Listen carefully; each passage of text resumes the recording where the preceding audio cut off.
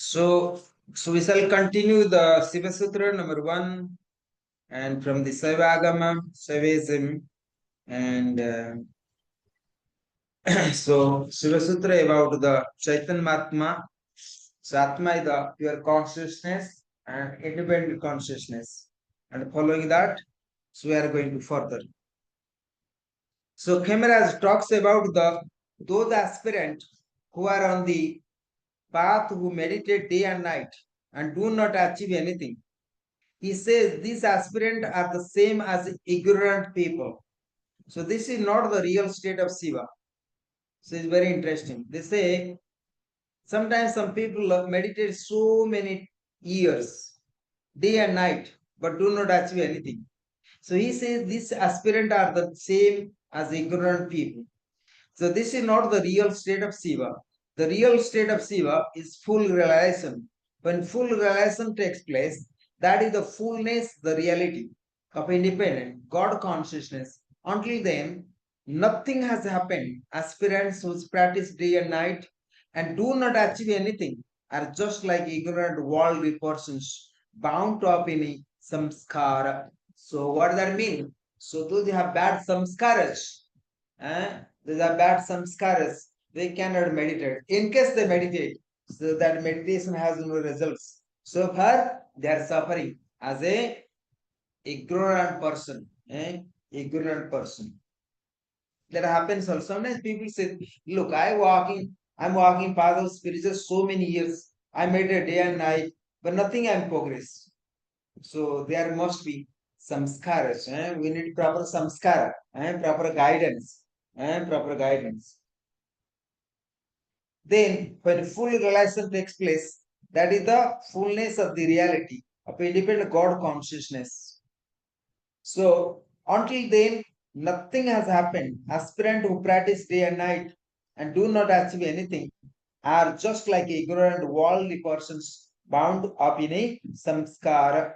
The reality of the self only exists when you are filled with the independent state of supreme God consciousness, Chaitanya.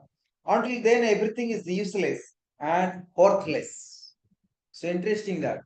So no matter whatever you achieve through meditations, so no matter whatever you achieve in social life through your spiritual practice, through your meditation, but until unless you realize Atma is the pure consciousness, so everything is the useless or the worthless. It means no meaning what you achieve and what you attain. Everything is the ignorance, everything is the avidya. So there are not individual state of being. So there is only the universal state of being, and that is one. So this is why in the very first verse of author has explained that God consciousness is one and in many. So it means the God is everywhere. God with all beings. God can be as a Jivatma like we, you and me. And God is exist within us as a pure consciousness, as a Atma. And that once you have wisdom, so naturally, and you are free from all kind of sufferings. Now we can explain this verse another way. When a master teaches his disciple by asking them, why is the self? The disciple reply by saying, the body is not the self. The breath is not the self. The intellect is not the self. The voidness is not the self. The inverse is not the self. The tradition of the athletic is not the atheistic is not the self. The tradition of the Vedas is not the self. The tradition of Buddhist is not the self. And the Madhyamika school of Buddhism is not the self. Then the master asks, what is the self? He answers his own questions by saying, independent, supreme God consciousness is the only self and nothing else. The independent state of God consciousness is also found in the individual state of body, sarira, like as a jivatma, jivatma, like somebody. So where the atma exists, where the independent state of the God consciousness exists, but it exists as a jivatma. Then like you and me as a jivatma, then atma, then paramatma. This is individual state of body, sarira, sarira means body, breath, the prana, intellect, the buddhi, and void, the sunya. Sunya means emptiness. In the body, he is above the body. In the breath, he is the above the breath. In intellect, he is the super intellect. In voidness, he is full. In nothing less is the everything is the reality of universal. Aham, I am. Say mrityur. We say mrityur. G. Bhattacharya also gives the same exposition of the self. The independent supreme state of God consciousness is the nature of the self, which is found in every Sastras. It is the reality of supreme self, Paramatma, beyond all coverings. It is the fully exposed. The Vijnana Bhairava says the same thing, and we have been studying. In the each and every being exists the individual state of God consciousness. You must find the state of consciousness, state of a God consciousness. To accomplish this, concentrate the totality of individuality, the state of universal consciousness, and if this is done, you will conquer the differentiated state of the world and will be carried above the individuality of consciousness. Vijnana Bhairava, Sutra number 100. This is also expressed by the Vasugupta's two verses of the Spandakarika. It's very interesting that the Shiva Sutra they try to combine with the Vijnana Tantra. If you study Vijnana Tantra, then Shiva Sutra both together. So it would be nice for you more understanding of your self as per Atmajnana or understand the Bhairav consciousness. Here they say that Lord Shiva is the supreme, as a Sadasiva is a supreme consciousness.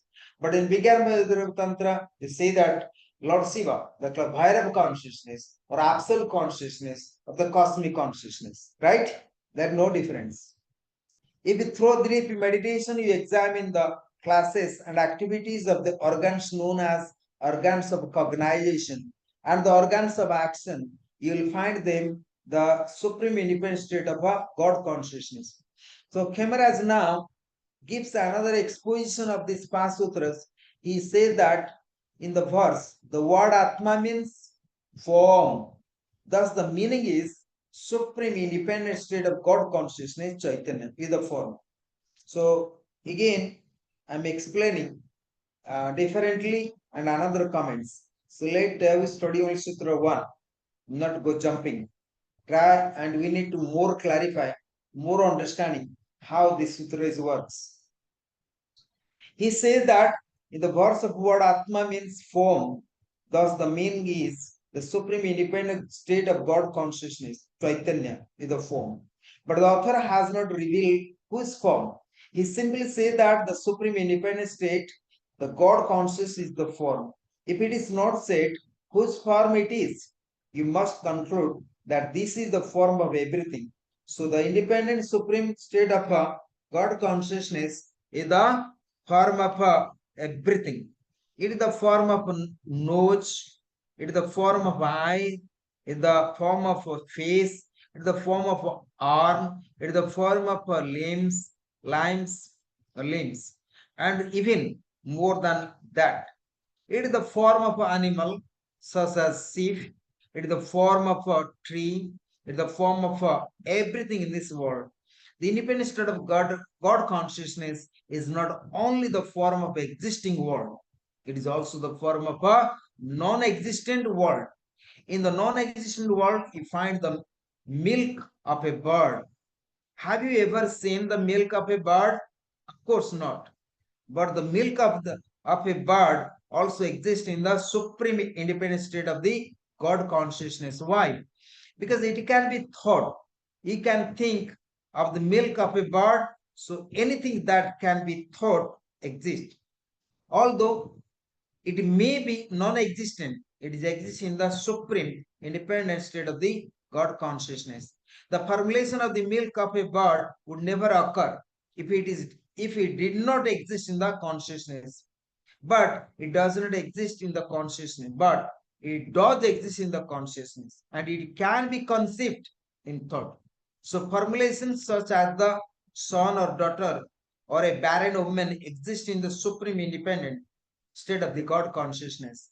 Himalayas therefore concludes that non-existent things also exist in the God consciousness. Very interesting, eh? This milk of the bird. And milk of the bird is exist, but yes, it is exist in the God consciousness. So that is very interesting, huh? Very interesting. Like the bird, anytime give the milk to their children, eh? These birds have the milk because a lot of the animals they have the milk, right? But where the birds have milk, I never think about it. But it's very interesting story. But it still is exist in the God consciousness. But of course, it does not exist, but it is exist. So therefore, this is so because of the process of thinking. Thinking takes place in our intellect. That intellect exists in our consciousness. And that individual consciousness exists in the supreme state of the consciousness. So everything existed. Whatever you think exists. Whatever you do not think also exists. And in the God consciousness. Very interesting. How can this object exist without the knowers of these objects? It is because of the knowers of this object that these objects exist. So the knower and the known are one. And it follows that there is nothing right and there is nothing wrong. Everything is filled with the God consciousness. Whatever you do is divine. Whatever you do not do is divine as well. Whatever you do commit is divine. Whatever you do not commit is also divine. The individual being is filled with the universal state of being. You see, whatever commit is divine. Whatever is not committed, also divine. Like many countries, they change their commitments. They change their all commitments. Also divine. The committing also divine. You see, all the politicians, all diplomatic people around the world. Today they commit. Today they committed. Tomorrow they don't committed. This broke down, right? So generally, and you can learn from the all world leaders. They're committed, but no committed. So end of the day, so it's the divine. But socially, we have the problems. Socially, because socially we have logical mind. Either you committed or not committed. When you committed, we go forward. When no committed, the business does not go forward. So everything we committed, everything committed generally social life. And when we break the committed, then generally that problems appears. But as per the Shiva Sutras, so both are correct. Both are the anything you decide, and sometimes you don't decide. Sometimes you say not possible to decide. So everything is divine, but that is not possible in social life to survive, right? Yeah, all problem comes. All like now recently I'm not a politician to judge everyone, and you see that there was a it was a time long time before, like Iraq the war, mass of destructions, right? Mass of destructions. So a long time. So America even today they not find out. They have not find out mass of destructions, right? But they put the bomb, they destroy the whole Iraq. Even today, there is no any proof, no evidence, nothing. Similarly, Iran, for example, they are creating nuclear bomb, still no evidence, and still there is international atomic energy, and they trust them and they sign the all commitment and they have to watch. But finally, and they're the all are the United Nations bodies. But other countries, they say, no, we can't trust the international atomic energy, for example. So what happening now? So Iran say, you committed and you are looking after it and we don't have proper the bomb. We are civil nuclear technology. So what happening? You committed, but generally you have nobody respect your committed and we committed, we signed the paper and suppose people has to respect, but nobody respect you. Then how can you trust you? So late we are out of this commitments, right? So that is how, so social problems are always there. So, but if you go higher understanding, so whatever happens, this war or no war, they putting bomb, no putting bomb, so all are the divine grace. Am I clear that? But socially, we have troubles. Socially, we have the problems. But if you check in a divine way and spiritual way, actually there are no problems. So whatever happens as a wrong and right is the divine grace. That's the divine grace. So am I clear that points? I just give you an example politically. So everything happens by the grace of a divine. Either is wrong or right. So that is the higher understanding of the uh, Atma. What is happening? So it is called pure consciousness. There is no wrong and right. There is no wrong and right. But somehow we live in the society. So always with judge and also commitment. So that is our life. Anyways, what I mean here. So once you realize the Chaitanya Mahatma, so naturally you are free from all kind of social problems also. Whenever and wherever the war going in the world, that is also part of social problems. And we are part and parcel also affected, right? If something happened, the war in Russia and Ukraine, also we are affected. If something happened, the war in the Israel and Iran, also we are affected. If something happened, the war in Africa, also we are affected. Even war happened America, their sources, whatever, also were affected. So each and individual were affected by social, also, whatever the social activities, that we must be clear as per this survival. But as per the Shiva Sutra, we are not affected. As per the Shiva Sutras, we are not affected. So you are the pure consciousness. We are affected by this. Nobody can touch you. No sin, no problems you have, generally. So, but anyway, so therefore we study the spiritual science. We suppose not affected by the any war or any problems, either family problems, social problems, political problems, or spiritual problems, anything.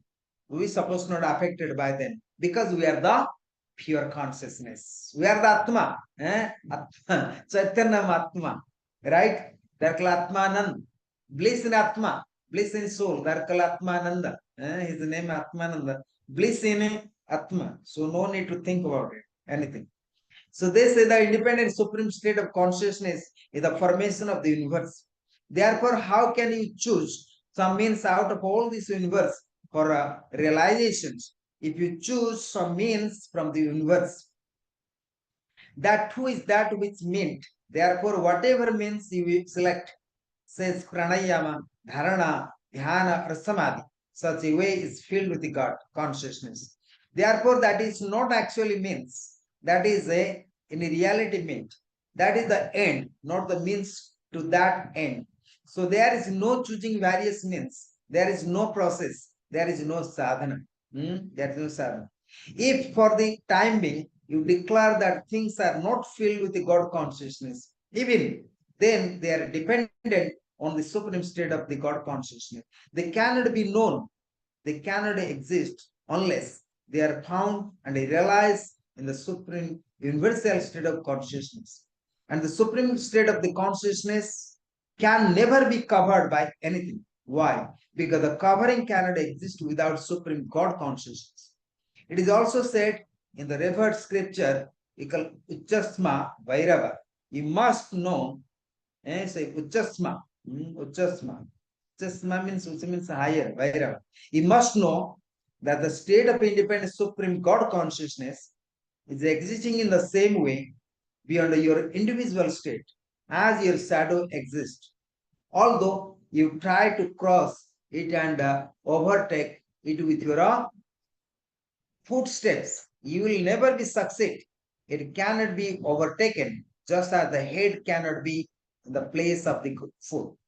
This means that the supreme state of the God consciousness can never be realized by any separate means. It can only be realized by the means that is filled with the God consciousness. So then there is no need to realize anything. It is already realized. Just as one shadow can never be overtaken, the supreme state of the independent God consciousness can never be become objective. It is never found, it is never realized. Why? Because it is a state of the hinder, the state of the realizer. In Spanda, it is revealed in these verses. In which state this whole universe is existing, that is the real sense of reality of being. So it is concluded, therefore, that the supreme reality of Sankar consciousness is that it is in the state of movement. It is not fixed or situated in any one place. It is located everywhere. Wherever there is a space, it is there. So wherever there is not space, it is there. It is in the space and beyond it. So that is the Chaitanya Mahatma. And if Paramashiva is the formation of the whole universe, which is filled with both animate and inanimate object, the very nature of which is Chaitanya, the consciousness. Then where can bondage exist? Actually, there can be no bondage. It means there are no bondage of karma or sufferings. Bondage is not found anywhere. In the second sutra, the author is joining the separating the first sutras, Chaitanya Atma. This is Jnana Bandha. Then we are going to study Jnana Bandha. Then by uniting the letter A and not uniting it, answer the question, where can bondage exist? This is Jnana Bandha. This is Chaitanya Mahatma. Chaitanya is the pure consciousness. Chaitanya is the eternal. Then why and where the bandhas? Bandhas means where is the sufferings? Where we can bound to karmas. Then how can knowing, this knowing differentially is bondage and not the knowing in on difference is the bondage. They say knowing difference is the bondage and not knowing on difference is the bondage. So we are going to study Jnanam Bandha and that second sutra next time. So first sutra Chaitanya Mahatma. Then why and we are suffering? Jnanam Bandha. How and Jnana can lead to the bondage of karma and how and what kind of jhanas. So that we are going to study. You say knowledge of anatma is bondage. Knowledge of atma is freedom. So that we are going to study in future. In future. Very good sutras. Very good sutras. I love to read the sutras and the more we study and the more we can be wise as per my understanding, the more meditate. So you can see that Atmanand, some time before we study this, and today's study is completely different, right? Also understanding also different. So thank you for today, and Om Namah Seva Gurave Satchidanandamurtaye Nisprapanchaya Santaya Niralambaya Tejase Sankaram Sankaracharyam Kesavam Badarayanam Sutravasakritam Vande Bhagavanto Panaha Panaha Iswara Guratmeti Murti Bheda Vibhagini Vyamavadvaptadehaaya Siddhachinamurtaye Namaha Om Gongurubhyo Namaha Harihi Om. May Lord Shiva and Adiguru Sankaracharya bless all of us. Thanks to all of you. Om.